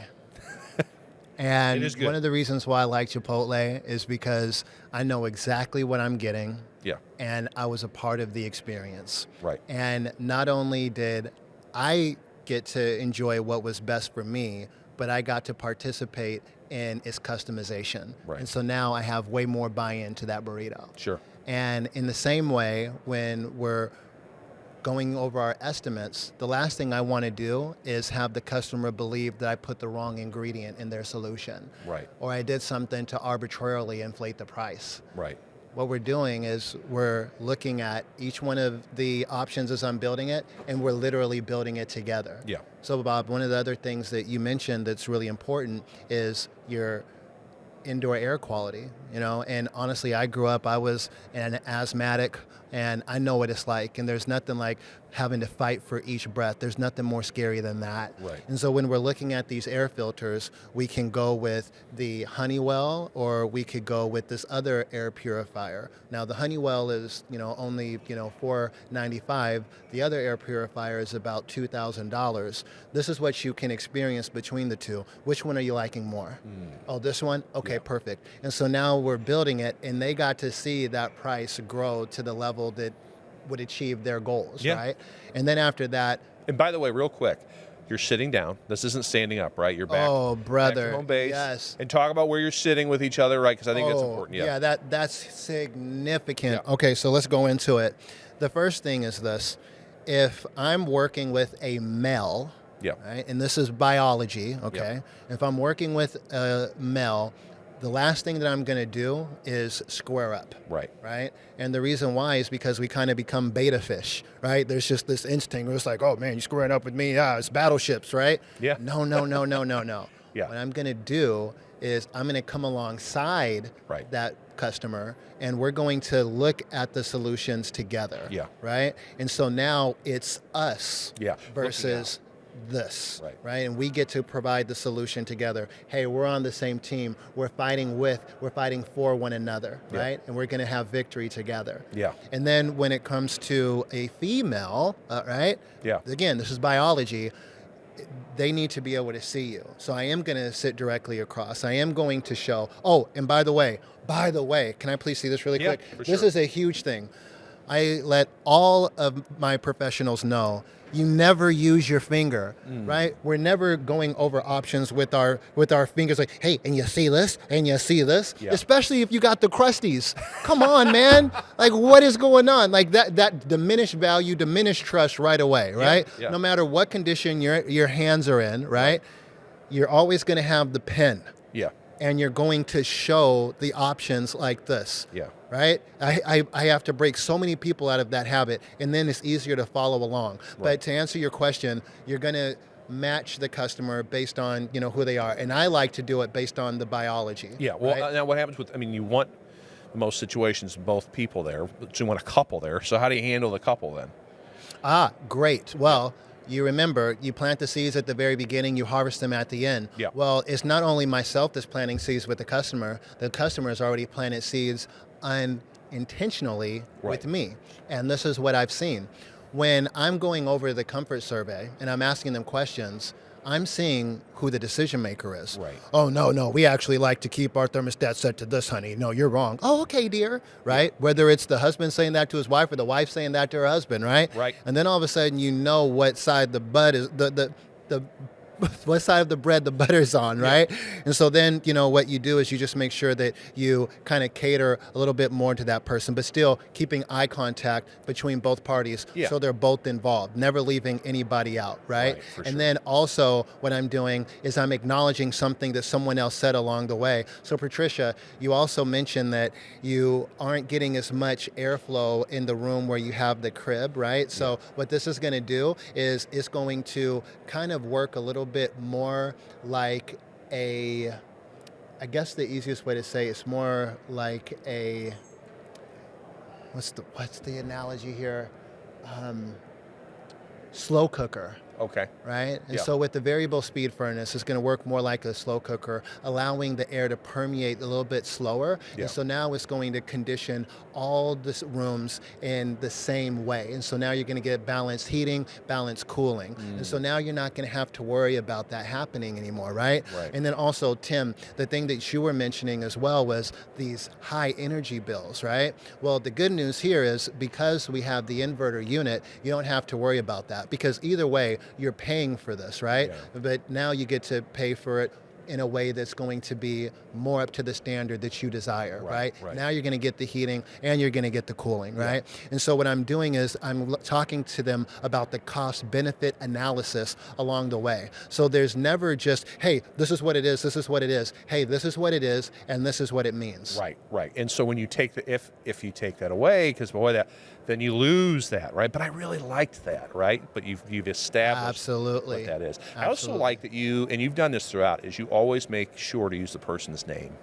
Yes. Patricia, Tim. Yes. And you do that. And there's a psychology behind that. And I don't have that, but I know that when people hear their name, they become more engaged. Absolutely. Yeah, so you want to do that, but you don't want to overdo it. Do it, right. Right? And you say that enough to acknowledge that they're there, right? And to acknowledge that you're in tune to them. And then after that, just kind of speak directly, right? Right. But absolutely, it's very important. Yeah. All right, so you're building this ticket together. You're building the system together. And then at some point, it comes down to the wham. You're writing it down. Or you guys use, I forget, iPads, write it down. How do you? I prefer the iPad. Okay. Yeah. So then you have, I prefer Service Titan. there you go. So you have. It is Right. what it is. Yeah, for sure. So you have that finance price. So talk about that. I'll stop talking. When you get to that final price, what next? The first thing is this: the biggest mistake that I see is people ask yes or no questions, and it makes me lose my mind.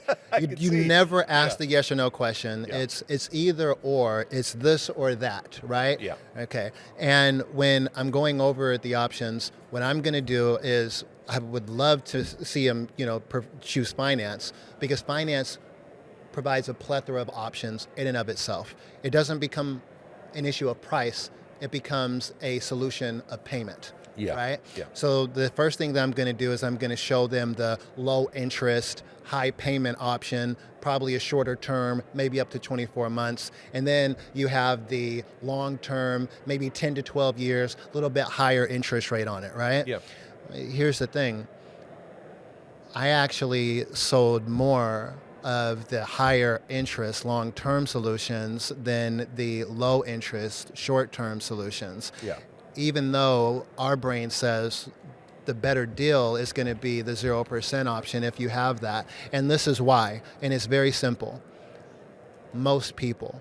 So I know that they're going to want to have a lower payment. Everybody wants a lower payment. Sure. So Bob, what I'm saying is, you can do option A, and option A is going to be, 0% for up to 24 months, and your payment on this is going to be about $784 a month. Okay. Yeah. And then also you can go with this option, and it's going to be, 10 years, and your payments are going to be only $213 a month, right? Yeah.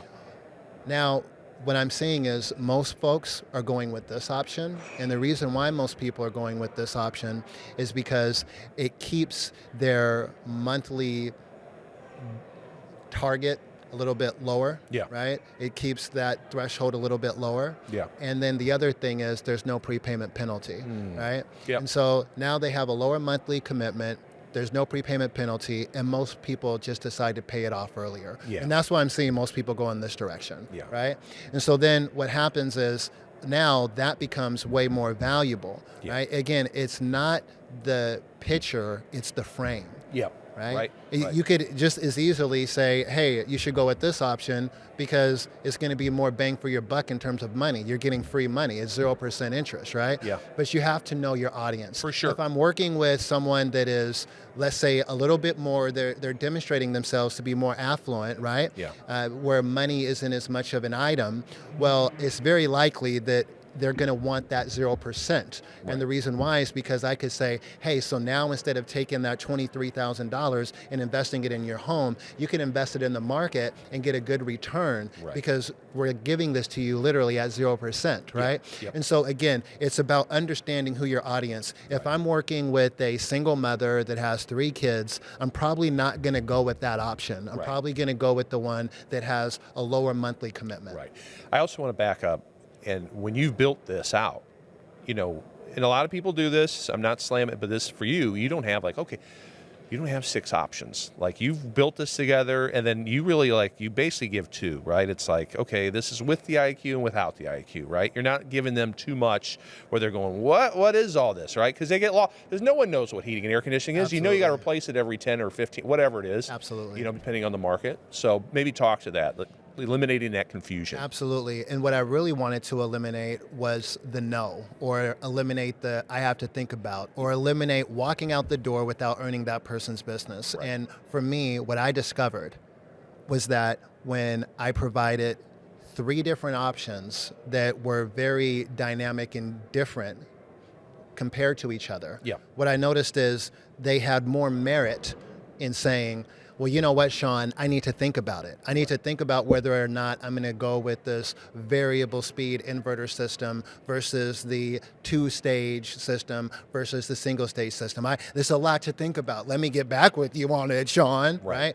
So that's the reason why having your customers shoulder surf and then planting seeds. Hey, so what we can do is we can put a single stage here, but just kind of looking at how pristine your landscaping is and that you have this walkway, what most folks are doing is they're putting in their slim fit inverter side discharge unit. And, the thing is, obviously, that one is going to be an investment of around, most people are spending around $27,000 for this. The reason why I think that this is a good solution for you is blah, blah. So already price anchored. Yep. Already price anchored. I just made it matter of fact while I'm talking, right? Right. Okay. And so now they're not going to be shocked. But I know exactly what the customer is going to need by the time I sit down with them. Right. And if I don't know exactly what the customer needs when I sit down with them, then I have not done the due diligence. I have not collected enough data, not only as it relates to the home, but from the homeowner. Right. And so essentially what's going to happen is I have the two options, right? And I say, hey, this option here is the system, just the way that we built it out. The only difference is this one has the indoor air quality, so this one has the air scrubber in it, okay? Yeah. And this one doesn't have the air scrubber in it. The difference between the two is only about $1,000. Yeah. Which one are you liking most? Right. Right? And so then they say, oh, well, I need to think about it. Okay, perfect. Now, no problem. Of the two, because we know that it's going to be one of these two, right? Of these two, which one are you liking the most, right? What I would recommend, why don't we go with the one without the air scrubber, and then later on down the line, if you decide you want to put the air scrubber in, we could do that. That way, at the very least, what we can do is we can secure the equipment for you, and we can also secure an install date. By the way, in a perfect world, how soon would you like to get this installed? Oh, within a week? Okay, cool. Okay, so let's just do this one for now. Fair enough? Yeah. Yeah. And just assume the sale. You do a great job of that. I know when we talked before, I think you said you're closing, what do you call it, appointments. You think of it as appointments and not equipment. Absolutely. Yeah. Absolutely. So it becomes a little easier for you and even for the homeowner. I think we're just secure that appointment. Yeah. Right. Is it okay if I go into that really quickly? Yeah, I would love to. Yeah. So the thing that kind of causes a little bit of tension is, oh man, I'm selling this $50,000, $70,000, which actually gets up there, or I'm selling this, $7,000 furnace, whatever the case is, right? Oh man, I'm selling a furnace. I don't think of it that way. Right. It's I'm selling an appointment. Right. Anybody could sell an appointment, right? Yeah. It's so easy a caveman could do it, right? I'm gonna get my sharp niece to come in and she's gonna sell an appointment, right? Yeah. And so that's what I'm doing. I'm selling an appointment. Right. And that brings me to something that is the most important. I told you earlier that all of our people have to begin with the end in mind. Right. And when it comes to the close, I'm going to give a very, very significant nugget here. Okay. And it's this. When I'm going for the close, it's not just a yes or no, this or that. Yeah.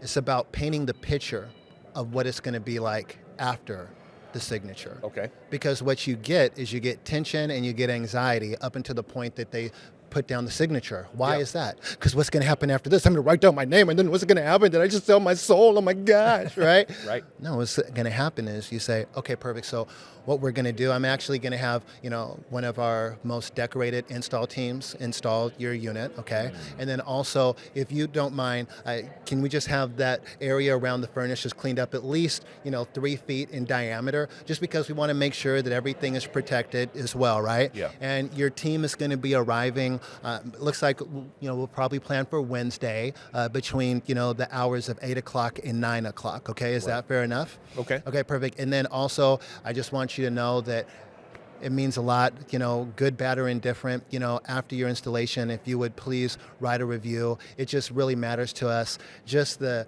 overall perception that our community has of us. So if you can write a review, it would just mean the world. Is that fair enough? Yeah, that's fair. Okay, yeah. Perfect. Let me just get your authorization here. Okay.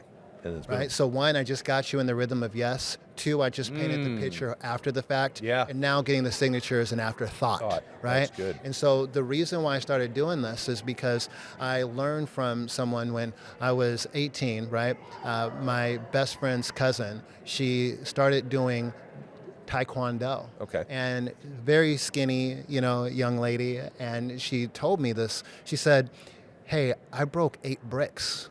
And I looked at her. And I'm like, hold on, what do you mean you broke 8 bricks without breaking yourself, right? And she goes, no, Sean, that's the thing that most people miss. I said, what's that? She said, most people aim for the brick and they end up breaking their hands. The truth is, the only way to really break the bricks is to not aim for them. I said, really? Well, what do you aim for? She said, you aim for the floor. And if you aim for the floor, the bricks get out of your way. And so the easiest way to go for the close is not to just get the close, but is to paint the picture after the close. Right. Hey, we're here to be with you long term. We care about the long-term relationship. Yeah. After your install, will you please write us the review? Yeah. So now I'm painting the picture afterwards, Yeah. and now the close just has to get out the way. I love it.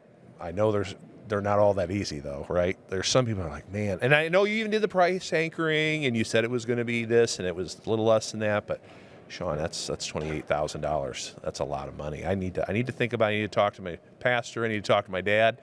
How do you handle those people that are just like, how do you kind of disengage that or engage that, I should say, to handle that? It's really important when you're making an investment, in your home, right? So the first thing that I'm going to do is I'm going to remember what happened during those comfort survey questions. Yeah. Right. So when I asked them how long they plan on living in the home, did they say that they were going to be there for 10 years? They plan on spending the rest of their life there? Right. Or, and this is just one example. There's so many different directions you can go, Yeah. but for the sake of time, I'll just give you this one, right? Yeah. But we could go more if you like. So what I'm going to do is they say, hey, I'm going to be here for a long time, or I'm only planning on being here 3 years. I'm going to paint that picture for them. And this is what that picture is going to look like.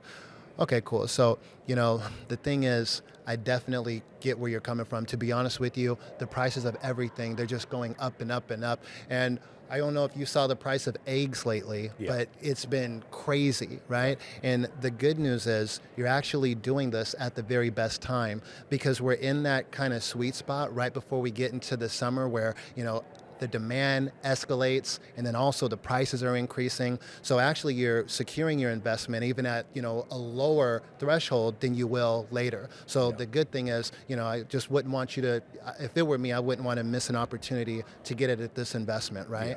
And then the other thing for the person that is planning on selling their home, this just as a for instance, one of the things that we sometimes forget, have you ever gone on Zillow and you're looking for a property and you notice how it says, hey, there's a new air conditioner, a new furnace, right? Yeah. You know why they do that, Bob, right? Yeah. They do that because it actually creates a perception. And the perception is, hey, number one, I don't have to worry about that, right? Yeah. Number two, if this person was willing to invest in this kind of system, then clearly they've made other investments in the home. And so now you're creating peace of mind. Yeah. And so the thing is, this isn't just an investment in your comfort, but this is also an investment in your home. Right. And of course, you're going to realize that down the line, of course, right? Yeah. But in the meantime, you get to be comfortable, right? Yeah. Now, the other thing here too is, in a perfect world, how soon would you like to get this installed? Yeah. Right? And then you just kind of continue down that track, path. right? But you Right. just got to kind of let them know, hey, look, right now is going to be much better than tomorrow, right? Now is better than later, because the one thing is for sure, prices are going to continue to rise. Yeah. How do you handle a guy, maybe it's a type A personality, strong person. Sean, I know you can knock a few thousand off this, right? Like the old car model when you sold, so how do you like, the price is the price, or are you able to move it a little bit? Or I'm guessing how do you handle that? So there's a few different directions that I'll take. Yeah. My gut instinct on the way that you were saying that, first and foremost, is to say, I'll just tell you this. Because I respect you, right?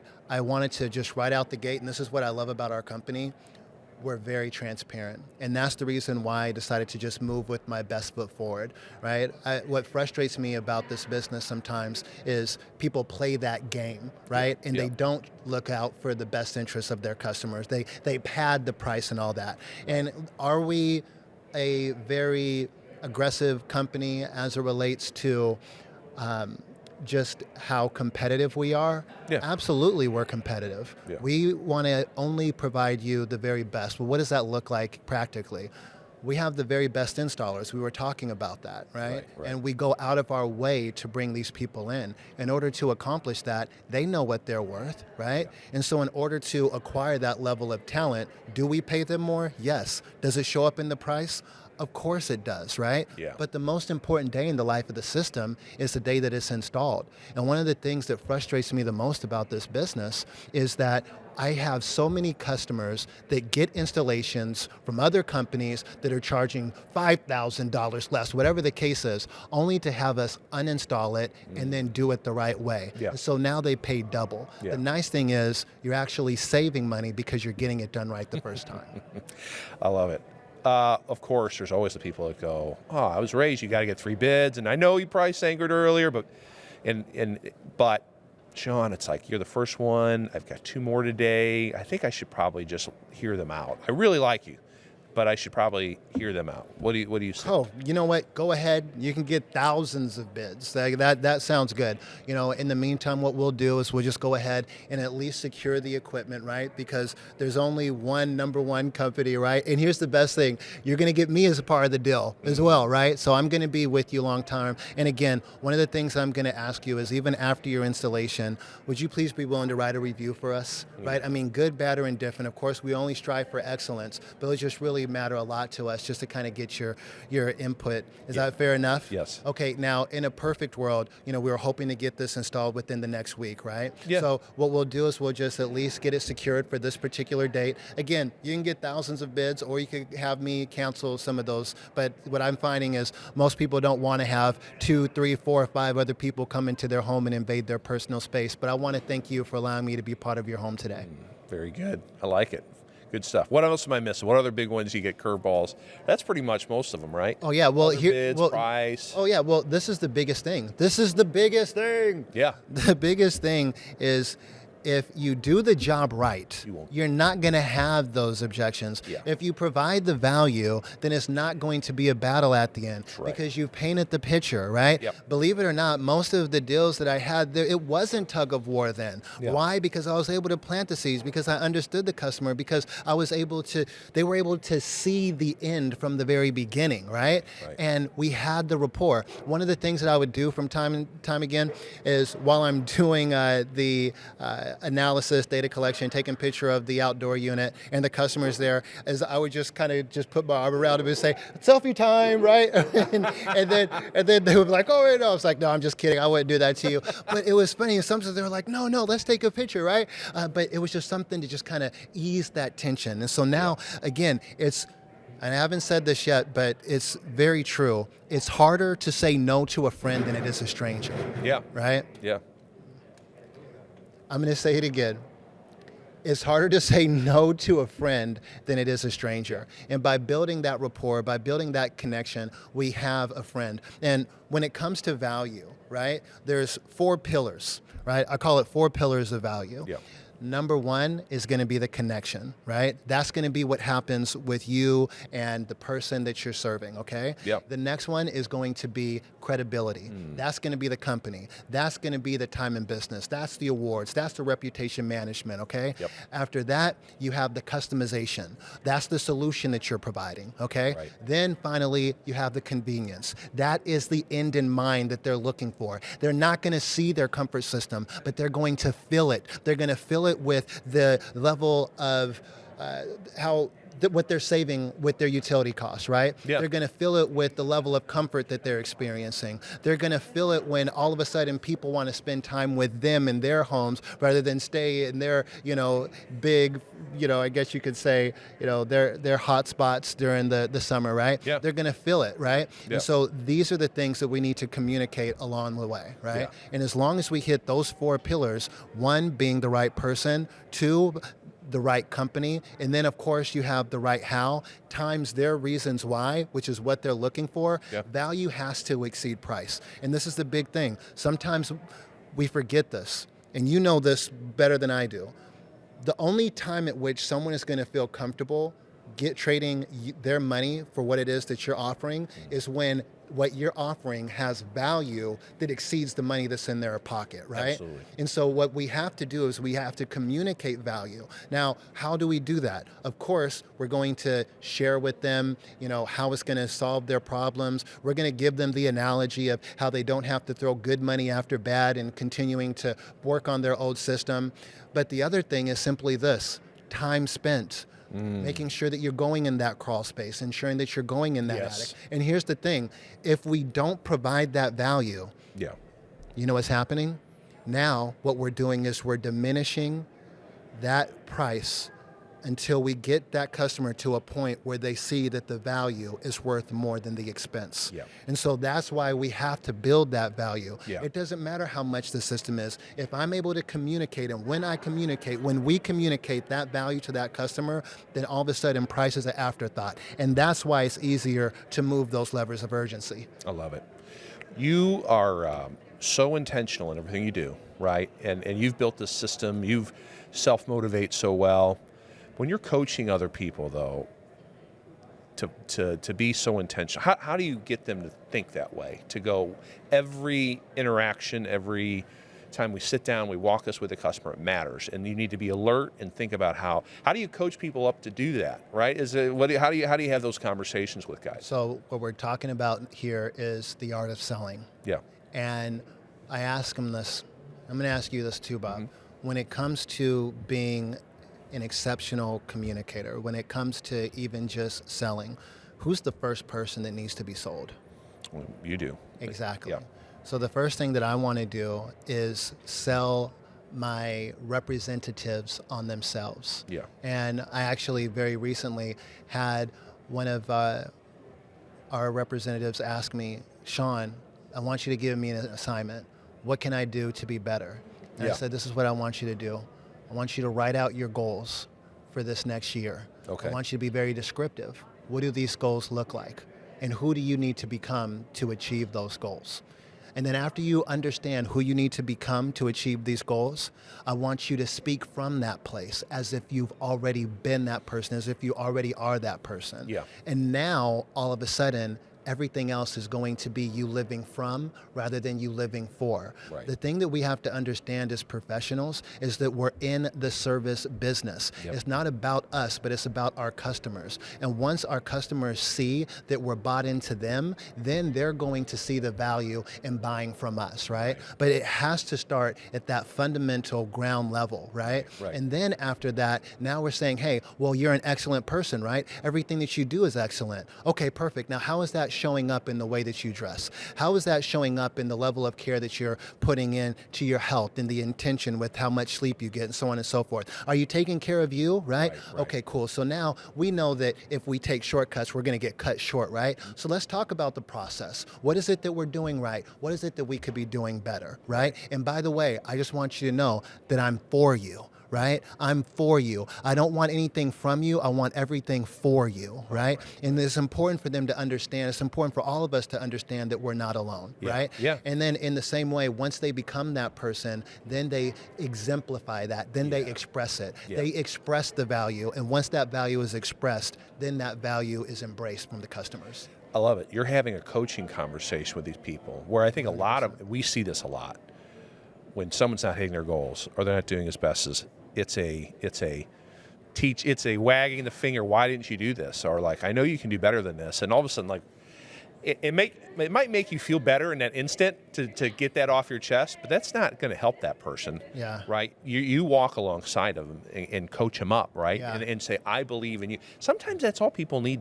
Right. Yeah. Is to know someone cares and wants to see you succeed. Absolutely. Right, because a lot of people don't get that, right? Absolutely. And so I want to point that out, and whether you just know, you were intentional in doing that or knew what that would do, I think it's a strong tidbit for people to take away. Managers that listen, watch this, like breathe in your people, be supportive of them, even though when they drive you nuts. Yeah. Right. So maybe something's going on in their personal life that they're having a rough spot, but if you keep breathing into them, coaching them up, it leads to results. Because what you see in them is going to be what you extract from them. Right. Right? Yeah. And it's important that they even shift their perspective because they have an opportunity to look through your lens. Funny thing, I was talking to my little brother, right? His room was a mess.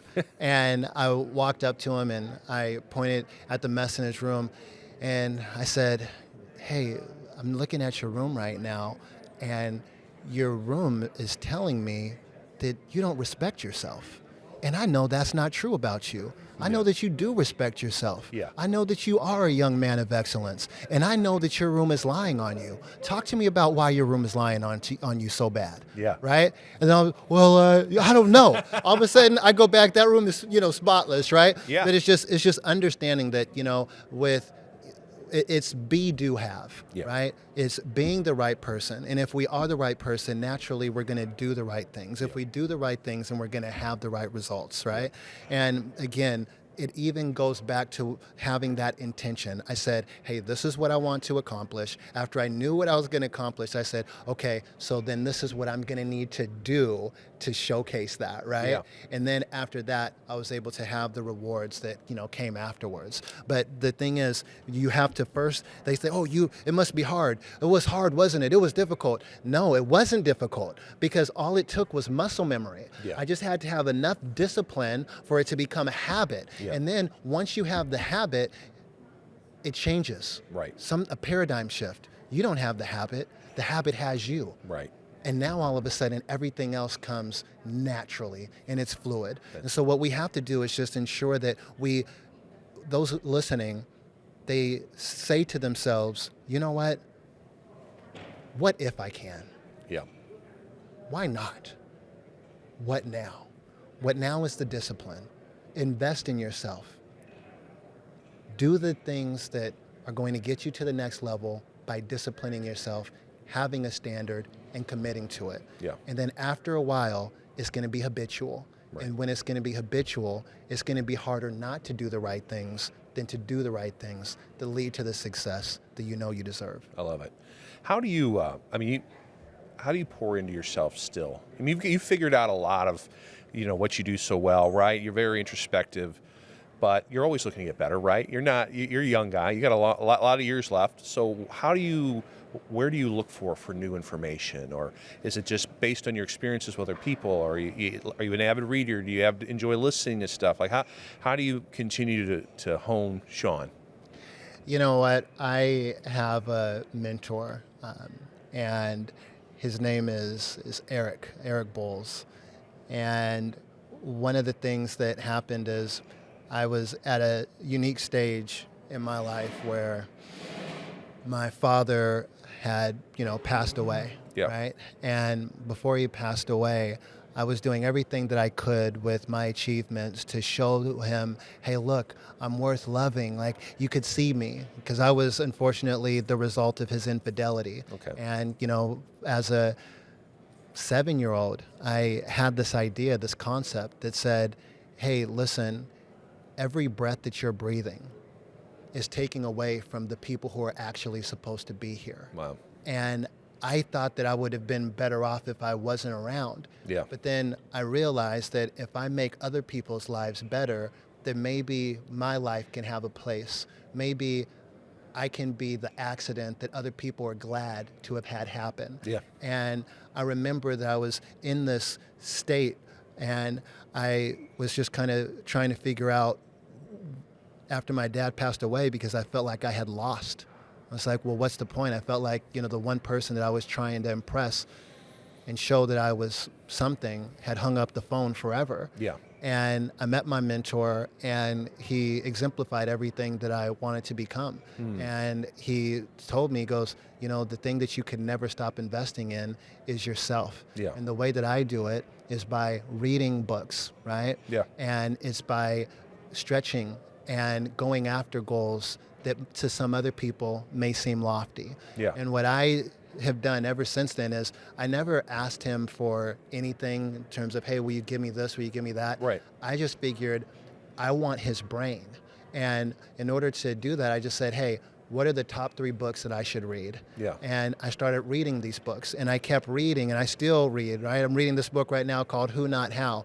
And the reason why is because I figure that if I'm going to continue to provide value in other people's lives, Yeah. I have to first become more valuable. And you do that not just by having information, right? And just collecting information, but it's by expressing and using that information and being an example of the principles that you're reading. Right. And so, the thing is, I just seek to show in everything that I do that things are possible. Right. That the goal is possible. Yeah. And all you have to do is believe. Yeah. And if you believe it and you go after it and you commit to it, then it won't have any choice but to show up. Yeah. And if all I can do, if I just did one thing, if I was just an example to anybody else and continue to be an example that things are possible, no matter where you came from, no matter if you were in an accident or not, no matter what environment you grew up in, no matter what kind of skin clothes you, Yeah. we all have the same color inside. Yeah. And we all have a great level of potential. Yeah. If only we'll have enough courage to break out of our cocoon Yeah. and become the butterfly that we truly are. I love it. What? Just a couple more for you. What? You know, you wanted to come to this event. I was very appreciative. You weren't originally planning on coming to this, but you've gone to RILA. You go around these industry events. A lot of successful people. You've been to Gala, our award ceremony. It's really cool. You wanted to sit in it again. How valuable is that, being around your mentor, other successful people, seeking out successful people, just to be around them, right? Yeah. What kind of value is it in that?